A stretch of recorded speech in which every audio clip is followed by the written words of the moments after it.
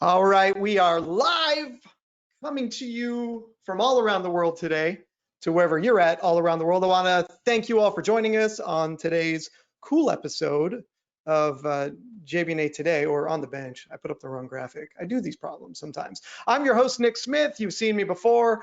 With me today in studio, well, not in my studio, but in his studio, I've got Mr. Roland Axelsson from Intinor. Roland, thank you for being here.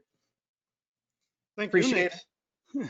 So we got some fun stuff to talk about, and I'm really excited about because this is one that we've been getting a lot of questions about, which is, hey, I've been displaced, or hey, I can't be in the studio anymore, or hey, I need to run things remotely. So what we're going to showcase today is a little bit how to use, what is it? Well, one, Roland's going to educate us all on what a VPN is. We're going to talk about how to use one, and we're actually going to show you how to use one with a TriCaster. So we got a lot of, we're going to kind of do this one in parallel today, because as he's showcasing it, we'll actually be running it, and we're going to run it remotely. So now, first and foremost, so you know, we've got a nice rig set up today. We've got a VPN connection already fired up and running. And Roland's going to talk about how that is being built and how he's using his technology. If you don't know Roland's technology, Intinor is a phenomenal tool for REMI production, remote interviews, for doing remote broadcasts, for basically backhauling video in as pristine as quality as possible across different types of internet connections. And we've showcased this in the recent months and talked about how you can use it. It's been used in things like the NFL recently with some major universities. So it's got, it's a great technology, but we're going to kind of peel that away today and just kind of focus on a VPN connection and what it is. So Roland, I'm going to bring up your presentation. Actually, before we go, you probably do a better job of introducing your company and what you guys do. So give me the Intinor spiel. Yeah. Okay, thank you for letting me be in this webinar. Yeah, Intinor is a Swedish company, and I'm actually the CEO and the product manager of this company. We started 2003, so we have been around for a while, but we are a bit new in the US. We make products for sending video over the internet, and that means encoders, receivers, routers for video over internet in a very robust and high quality way. Is that a good enough presentation? I think that's a great one, and we're gonna get nitty gritty with that one. If you want to know more about this product, what I definitely recommend is go look at our webinars and Roland's webinars. There's some great info out on it. If you want to see it in action, let either of us know. We've got a rig set up here. We can send video all around the world and back again and show you how beautiful it looks once it's passed around the globe and how fast it goes around. So some great stuff there to be seen. But Roland, you've got a presentation today. Let's go ahead and bring up your presentation and we'll talk about what a VPN is. So guys, we're just using the webcams today, so don't look for a screen presentation. Just blow up the webcams and you'll get to see us in the presentation. All right, Roland, take it away. Yeah, I will show you a little bit later how this presentation or this webinar is actually connected. But yeah, as I said, we are a Swedish company. And I'm going to talk today about VPN, Virtual Private Network. And this is a bit new technology for us to introduce to our customers.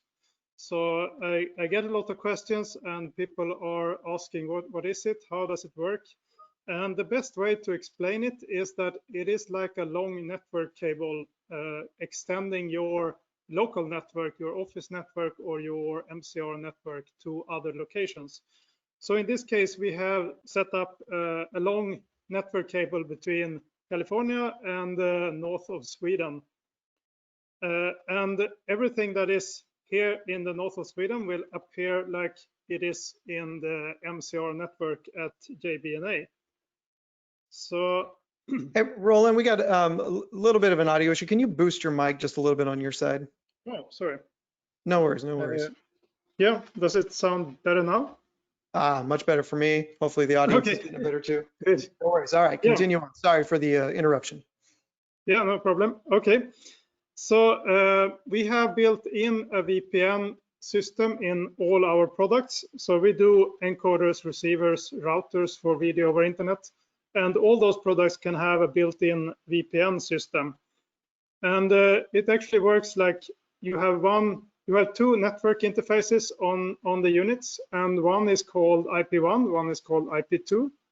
IP1 is the one that you connect to the internet, and when you connect two units with a VPN configuration to the network, they will create a VPN tunnel, a private tunnel between them.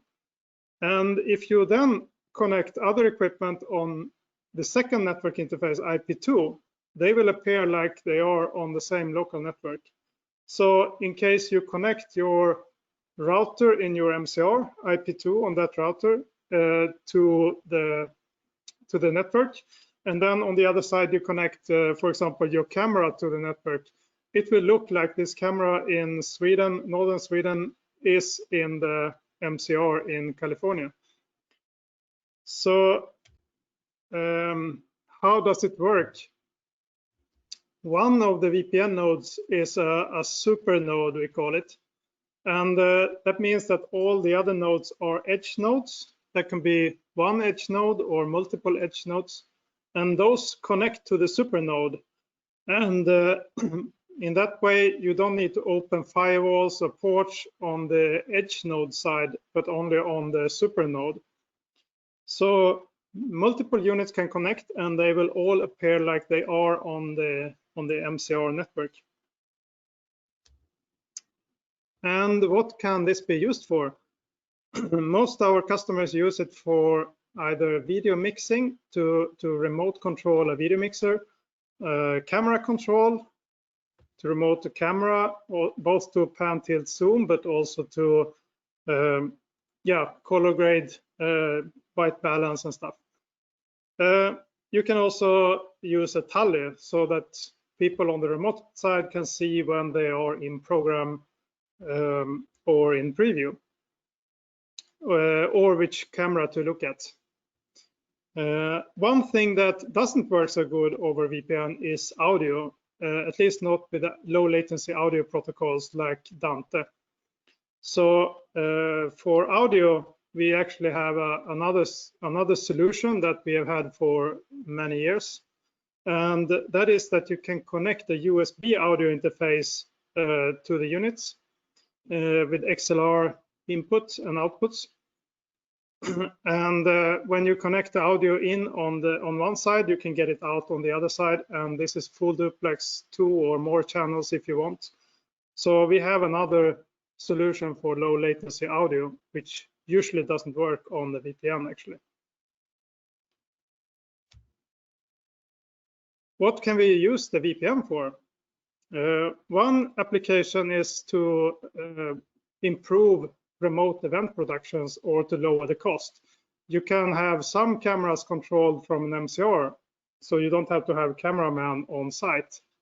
And this, of course, is to have less staff on site and have a lower production cost. Another very interesting way is to include remote participants, panelists for news, talk shows, etc., things like this in a professional way. And that's what I'm going to focus on. One way to do this is to use the VPN only for controlling the cameras. So we still use Skype or Teams or GoToWebinar on the laptop, but we can control the camera from the master control room. And in that way, we can get a much better picture out of the camera, and the person on the remote side doesn't have to care about setting up the camera or adjusting it while he's talking. Today's setup is slightly more complicated. We still use the VPN only for camera and video mixing. I'm in the same GoToWebinar as you are, as a panelist. And I actually have a TriCaster on my side as a video mixer. I have 3 cameras connected to this TriCaster, and the video that goes out from the TriCaster goes into my laptop. So that is my webcam on my laptop. So this setup can be controlled from the master control room. I think Nick can show you some nice things with the camera remote, isn't it? Absolutely. So let's, if we play around. Switch over to your camera, Yeah. we've got control, and now I can jump in and pan around the room. So if we want to, by the way, everybody, this is Roland Studio. We can see that, as far as the production goes, we've got a fixed camera on one side, we've got a fixed camera on the other side, and we're driving this whole thing via the TriCaster. So if I jump over to this shot here, you can actually see me move the camera around, and you can see that camera jump. So we are set up with a VPN connection between the two offices right now, mine to Roland's, Roland's to mine. And in addition, if I'm gonna jump over and show you what I'm seeing. So I have got his interface up on my screen. So you all should be seeing it now under my camera. You can see here, I've got a live panel open. I can live switch his TriCaster and change the sources. If you look up on this screen here, there's the camera, and I can move the camera around, and have control of it. I'm actually dialed simultaneously into both the TriCaster live panel interface, and I've got the camera. So we're using the Ptz camera is the NewTek UHD camera. I've got its interface open as well. And the lovely thing about this is it actually shows up on my network here. So if I open up NDI monitor and I pop up and look, you can see here's my TriCaster. Actually, sorry, that's his TriCaster. There's my TriCaster. There's his TriCaster. So I can see the devices that are connected into his. And view that one, but I can also see his UHD camera as well as my cameras on the network. So it is truly an extension, that one cable connection that Roland was talking about, where we've got this link between the two.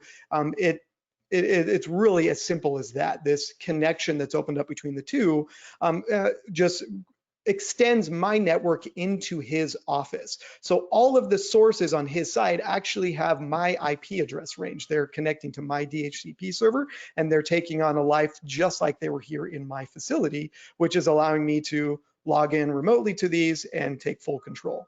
So if I want to jump over to the camera page and move around with the camera, I can do that.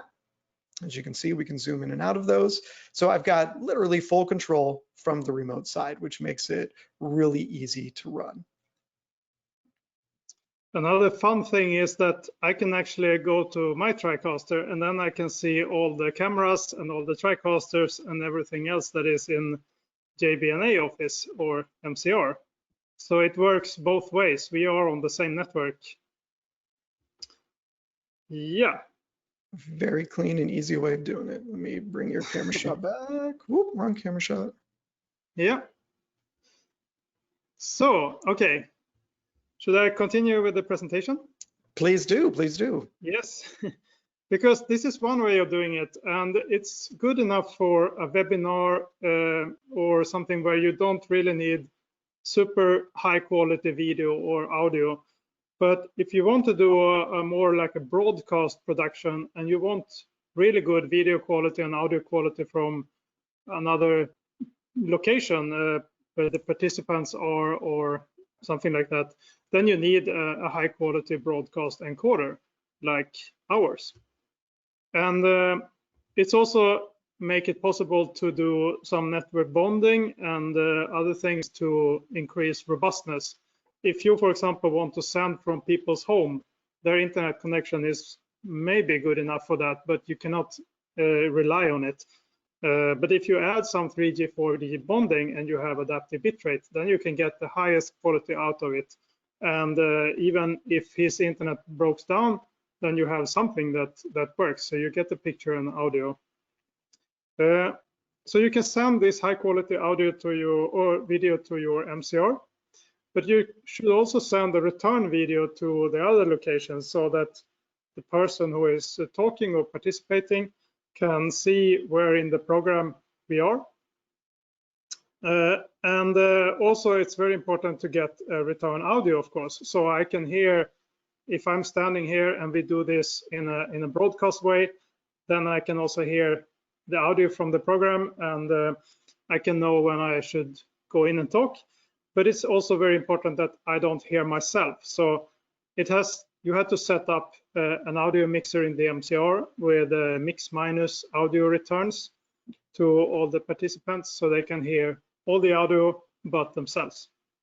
So setting up a broadcast quality VPN remote production is a little bit more complicated, but it's also possible to do. And I will show you an example of that. This is one German literature prize. It's called the Ingeborg Bachmann Prize, and it's held annually in Austria. And it's for the German-speaking countries' literature people. And it's held every year, usually in Austria, but this year things are a bit different. And they decided to do this anyway, but do it remote. And our customer got this request to set up 8 locations. One is the master control room, and 7 other locations where the participant in this program can be at home. This was in both in Switzerland, Germany, and Austria, different cities. And this event is actually a 4-day event. So they broadcast this a few hours on the Austrian television, the German television, and the Swiss television. So it was held during 4 hours in June. And they had, on all those locations, they had cable internet, but also 4G bonding. And we could see that on some of the locations, the cable internet was not super good. But with 4G bonding, they got a good picture and audio quality all the time. So all the participants in this event had an Intinor direct link encoder with a video return and a mix minus audio return. And also the camera, there was a camera control from the MCR over the VPN. So you can see on this picture that one of the participants is participating from home, and he could read his work here, and the other can listen to that, and it's broadcasted on television. This is how the temporary setup MCR looked for this. So our customer was working on the network links, and they could see all the incoming feeds. They could monitor them using our management system we call ISS, Intinor Stream Statistics. And because they had this, they could see that all the connections were good, and this is a really good tool for keeping the quality up all the time for a long event. And they could also control the cameras from here, and if people walked a little bit out of the window, or if they had to adjust light and stuff. So everything was remote controlled from one location. This is my last slide actually, because in this application where people working from home, they had actually just one camera. They thought about it after a while that it would be nice to have 2 cameras, but they didn't set up that in the beginning. And of course, you could do like we do now. We have a TriCaster TC1 and 3 cameras. And that could be good if you have the budget or if you have the equipment. But if you want to have a little bit lighter equipment and not send around a lot of video mixers, then you could actually, there are 2 alternatives. One is to stream multiple camera feeds from the encoder, and then you can mix in the MCR. That requires more bandwidth. Or you can do a remote mix with a built-in video mixer on our encoder. So you could actually either sit in the MCR and mix between the different cameras, like Nick is doing now, but with a built-in video mixer on our encoder. Or you can mix locally with a small interface, a Stream Deck interface connected to the encoder. And when you do this, it's very nice to have a multi-view so you can see all the cameras and also the return video from the MCR. Yeah, that's what I wanted to show. Solutions for video over internet, that's what we do. And we aim to deliver the best and most comprehensive solution for live video over the public internet. And doing a VPN solution for controlling cameras and other things is one part of the best solution. So that's why we did it. Back to you, Nick. All right. So I'm laughing because I'm trying to focus on cameras and remember I'm on air and I need to smile once in a while. It's hard to do. It's hard to do. Okay, so Yeah. we got a ton of questions coming in, and some of them I think I can answer. Some of them they're good conversational points. So I thought there was so first, the concept of what we're showing you here is not a replacement for a lot of platforms, right? It still doesn't answer, how do I stream to the cloud? What it's allowing you to do is extend your network so that you can take control of your devices, right? So you can control a Ptz camera, so you can control a switcher, because we see a lot of people being displaced right now who aren't able to go into the studio to work. This allows you to maintain the same quality of product you would do from the studio. We've heard from a lot of people who've had to take all their gear home because they can't do it. Now they're looking at, well, I need to put a really high-end camera in my client's office or in my CEO's office or in my talent space, but I want to be able to take control of that camera and be able to manage, the pan, tilt, zoom, or the iris controls and manage the camera. So don't see this as a replacement for, for Zoom or Skype or Teams or those others. This is to augment that experience to make better quality video, right? If you just light up a Zoom conference, you have no way of controlling like Roland's camera, right? Ordinarily, Roland's the only person who can control his camera because it's in front of him. But via the VPN interface, I can control Roland's camera. So I'm just gonna take Roland off air for a second and move his camera around and zoom in. This gives me the technical director the experience, the control of managing the show experience remotely without having to have somebody on-prem, which is kind of hard to do in some environments right now. So that's the first one. So there was somebody asking, is this better than Zoom for remote switching controls? I don't know that Zoom has a lot of remote switching controls, right? Zoom is a whole bunch of people compiling into a Brady Bunch environment where if I've got a switcher in a location with 3 or 4 cameras and I want to be able to switch between those cameras and then broadcast that into Zoom, this is how I could control that switcher remotely rather than being there on premise. Yeah, I haven't really seen if Zoom has some video mixing features in it, but yeah, this is one way of like creating the video mix to use in Zoom. Or you can also use a broadcast encoder to make it really better than Zoom. So either use Zoom or Skype or something else or Teams and improve it by having Ptz cameras, multiple cameras mixed between the presentation and the cameras, and still use the web-based tools. Yep. Or do the broadcast production with really high quality. Here's an interesting question. So somebody asking if this is like a VNC remote desktop solution over VPN. So I want to take that for a second. So when you look at things like vMix and some of those that have a VNC connection where you can control a far end, this is not that, because what we're doing is extending our in-house network. Right now, my network in my office is connected to Roland's network in his office, and I've extended my network out to his, utilizing a hardware-based VPN. And I want to clarify, this is not a software-based VPN. This is a hardware-based VPN. There is a box in my location. Roland, if you want to go back to your slide deck for a second and show the diagram of how this was, what the connection looks like. Which? I'll keep going back. I'll tell you when to stop.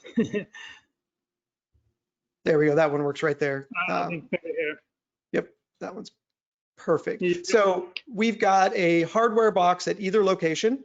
There's one in his office connected to his TriCaster and to his network. It's the blue one that you see there. And then there's a blue one on my side connecting the 2 locations. So we've created a hardware connection where the Intinor boxes are creating the tunnel between these 2 locations, that VPN tunnel you see there, that's allowing us to take control of each other's networks. And to further diagnose that, this is actually one network. His Yep. devices are given my IP addresses and my range, and I'm in control of his network right now. Just like he can see my network devices, I can actually log into his. And so you're effectively taking your network and extending it out. So it's not a VNC solution where you're only taking control of one device when somebody clicks a link. I have control of all the devices outside. So multiple cameras, the switchers, the routers, I can see everything over there and truly remote control his entire environment. So it's very different than a VNC type solution.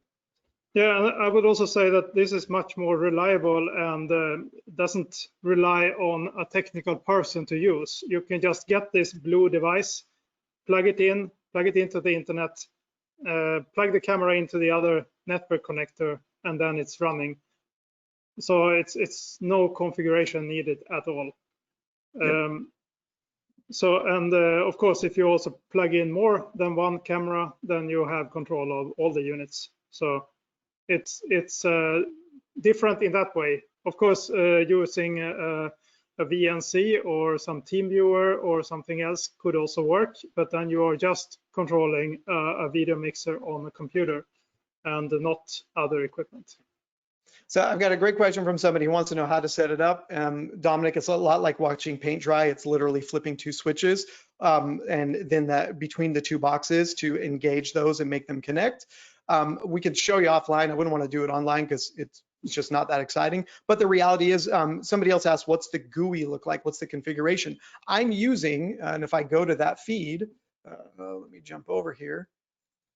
This GUI that you're seeing right here is the built-in GUI of Roland's TriCaster. So this isn't a separate GUI to control the devices. This isn't a second piece of software. This is the actual GUI that is built into his TriCaster. I'm able to log into it because his TriCaster is technically on my network. Just like this camera interface right here that I use to switch cameras is the actual camera interface, the GUI for the camera. I'm logged into his camera remotely and I've got full access to it. You wouldn't be able to do this off a VPN because that camera GUI is only available in the in-house network. So it requires you to be on the same network. So there isn't a, the GUIs that we're using are the actual GUIs of the products that we're switching on. It's not a second interface. And if you're thinking about how to configure the VPN, it's a very secure solution. So you have a public and private key for each unit. And you have to copy the public key of all the edge nodes to the super node and vice versa. So they know about each other, so you can be 100% sure that no one is interfering with your VPN.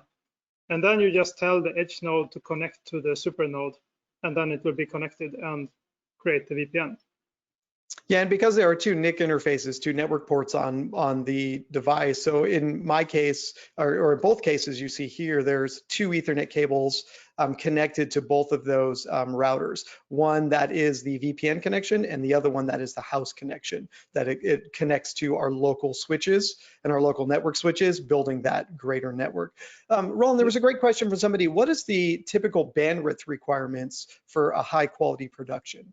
So how much network traffic is there passing between our two switches right now? Right now we are mostly using like GoToWebinar, so it's not so much bandwidth between us. I would say it's maybe 1 megabit. But if you do an event like the German Literature Prize, then you probably want to send about 7 or 10 megabit from each location. And since we have adaptive bitrate in our encoder, you can actually set it to 10. And if 10 is not available, it will adjust down to 7 or 5. And you will still have a quite good quality on the HD connection. So I had a great question here is what's the difference between Cisco VPN and our VPN, or the one that we're providing here?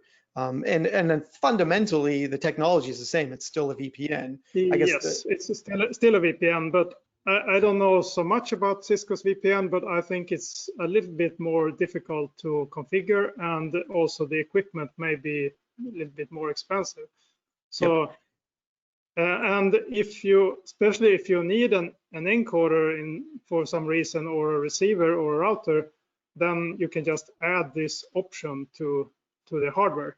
So you don't have to buy a specific hardware for the VPN unless you just need the VPN.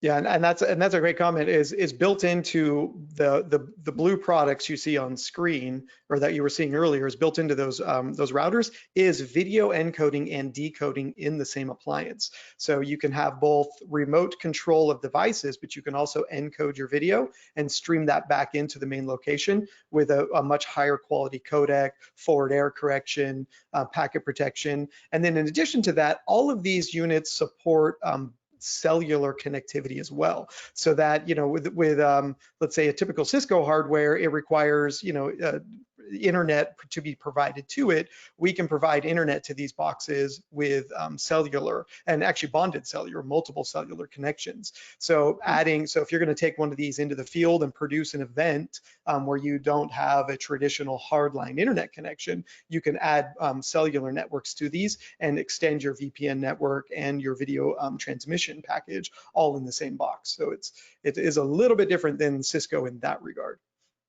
Yeah. Cisco will always be an extra box if you are into broadcast and you want to send a high quality video.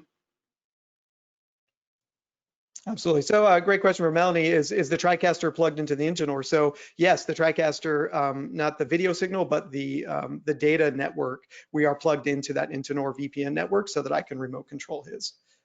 Yeah, there is of course there's a network switch also. So the TriCaster and the camera is connected to a network switch, as well as my laptop. And that network switch is connected to IP2 on my direct router here. And that's how the network is extended from the MCR. Yeah, and so again, talking through that, it's all the interfaces we're logging into are all the web interfaces that are built into his devices and my devices. So we're not jumping through any special hoops here. And the questions are still flying in. I'm sorry, everybody. I'm getting to them as fast as we can take them here.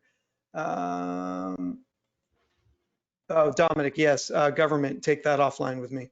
Okay, so we do have a question. People wanted to ask more about intercom and IFB. Roland, can you talk a little bit more about how you're passing audio between the two locations, or how you would ordinarily pass audio? Yes, in the German Literature Prize project, we passed audio. See, here's the slide for that. So there is our encoder has a 3.5 millimeter IFB connector, so you can actually connect it directly to a small speaker and get the audio out. And in the MCR, you can have a USB audio interface. In that case, they had an interface with 8 audio inputs. So they could send 7 different mix minus audios back to the participants. But you can also have a full duplex audio, intercom audio, so that you can have the cameraman can have an audio and the MCR can talk to the cameraman if they have a cameraman on site. So audio can be used both ways, and it's also possible to connect any of our encoder receiver router to the audio return matrix. They don't need to send video to each other. You can have audio going between 2 units and video going between another 2 units. So it's a separate infrastructure for return audio distribution than for program video. And also the return audio has very low latency. It's about 200 millisecond plus network latency, so it sounds like a phone call. I had a great question here about working with Ptz cameras. So right now we've got NewTek's camera, I've got Lumen's camera. In the pictures you showed earlier on the use case for the German Literature Prize, they were actually running Panasonic cameras. This is agnostic to the camera. because it's just passing the inherent control that that camera utilizes if it's an IP-based camera control. So as long as it's VSCO over IP or another IP format that camera is using, then yeah, we don't care. We'll pass the data back to one location or the other. So in all intents and purposes, as long as it's an IP camera, as far as it's an IP controlled camera, we'd have no problem managing it. Yeah, and we have played with also Sony cameras and Ptz Optics cameras, and they work also fine over the VPN. So the only thing we have had difficulties with is audio, because Dante, for example, requires minimum or maximum 10 millisecond latency, and the VPN adds some latency and the distance adds latency. So Dante audio, for example, doesn't work over VPN. Maybe there are other audio protocols, I don't know, that handles this better, but as far as we know, the Dante is the only protocol that doesn't work over VPN. If you have a really good internet connection, then probably NDI would also work. From the MCR, you can pick the NDI stream from the camera and show it on the other side of the connection, but that doesn't work over the Atlantic today because I don't think we have that good internet connection all the way. So we got a great question here as far as video codecs that are built into the routers. So the question was, do you support RTMP, SRT? So the answer to that is yes, plus more. Roland, do you want to run through all the codecs that you all support? I mean, it's a big list. I don't know if we have that much time. Protocol, it's like, if I don't miss anything, is UDP, RTP, RTP plus forward error correction. We are using SRT. We have our own protocol called Bifrost Reliable Transport, which is a bonding protocol. We also have HLS, RTMP, RTSP, and NDI. I think that was it. Nice. So yeah, a lot of codecs, and it's with the routers. One of the things to remember is that because it's a router, it assumes both input and output.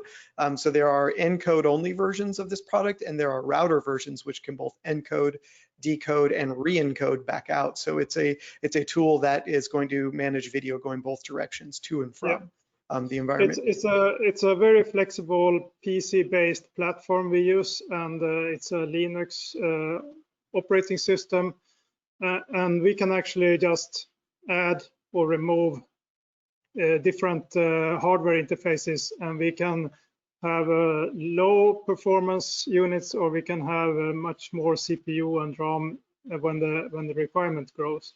So we can have SDI in and out encoding, different number of encoders, different number of video mixer, different number of multi-views if you want. Yeah, it's very flexible platform. We have green, black, and blue units, but that's just to make it a little bit easier to understand, because the green ones we call receivers. They have only SDI out. The black ones are encoders. They have SDI in, and the blue ones can be configured with any number of SDI inputs and outputs.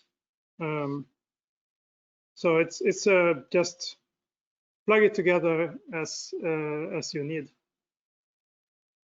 Good question on how many audio channels you can support between devices. What's the top number you've managed? On SDI level, we have up to 16 audio channels. But then if we are doing intercom 4-wire talkback, we have used like 16 XLR audio channels from one point to another. So about that number. But if you need more, you can try to plug in more. We haven't really tried the limits. It just hasn't been any use cases for more than 16 audio channels. All right, if one of you wants to push that, let me know. I've got a question to an 860 with Advanced Edition. So somebody was asking about an 860 with Advanced Edition. I don't know that 860 has the web interface that we're showing today. And Rick, you might be able to tell me that. Does the 860 support live panel, or is that only on the no, 8000? I am so sorry to say that I do not. I don't believe that Advanced Edition is available anymore. And I do not believe that Live Panel is available for the 860, no. Right, yeah, and the control interface for the 860 was USB, so that wouldn't work either. Yeah. So unfortunately, not for the 860, we couldn't give you the same experience. And if I could just add one more thing, the 860, I believe, is still on Windows 7, and that operating system is no longer supported. Yeah, no worries, no worries. Oh my gosh. Okay, have we gotten all, I feel like I've gotten all the questions. If I missed anybody, I apologize. The questions are coming through really tiny on my screen and making me feel old, like I need new glasses, which is probably both true. But I feel like we got them all. If I didn't, so hey, as always, everybody, easy way to get a hold of us. There's the contact info, sales at JB&A, 415-256-2800, at Nick on Tech on Twitter. Go to our YouTube, go to our Facebook, ask your questions. Too many interfaces, too many. You know what? Just email us. There's too many places you can go. Or give us a call. If you would like to see this in action, we can absolutely set up a test and a workflow for you. We do keep a couple of the Intinor units boxed and ready to go for demos. So we're happy to showcase those and get them out there and make them available. I think, as with everything, seeing is believing. And we were hoping we showed you enough today to show you that we're actually switching live remotely from Sweden out of Folsom, California. So in fact, I'm going to go back over to that screen. There is Roland in the studio, and I'm going to switch the shot. I'm going to switch the shot again. There's his TriCaster in the background there. So you can see as I click around, it's changing on his screen.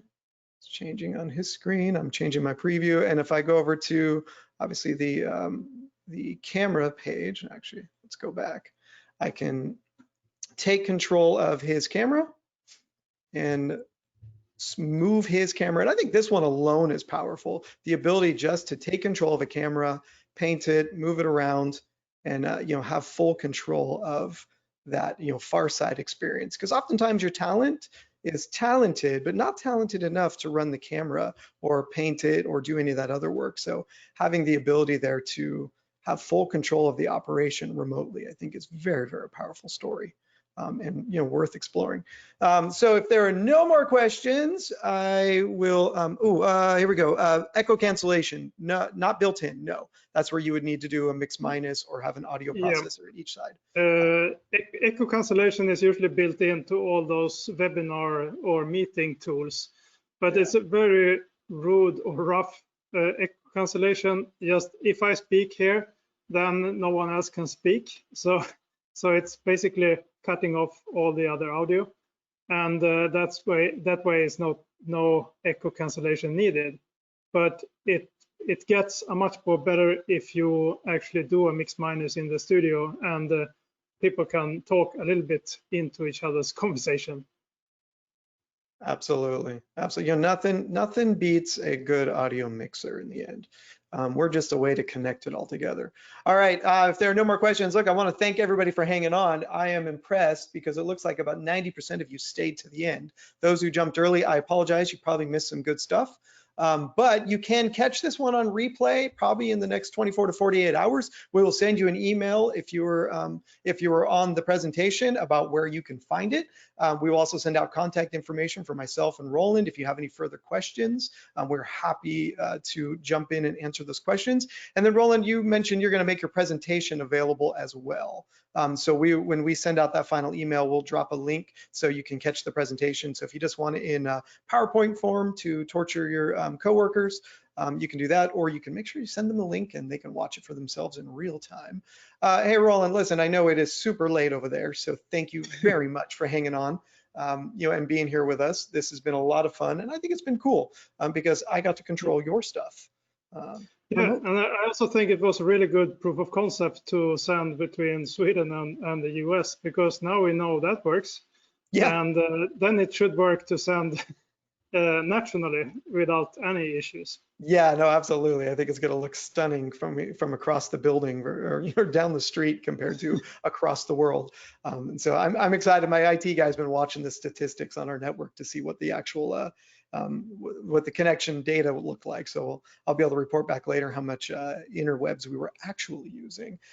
All right, I am going to call it. Thank you all for joining us today. I appreciate it. Remember to catch us on the replay when you want to see it, or hit up me or Roland if you want to know more about what you've seen today.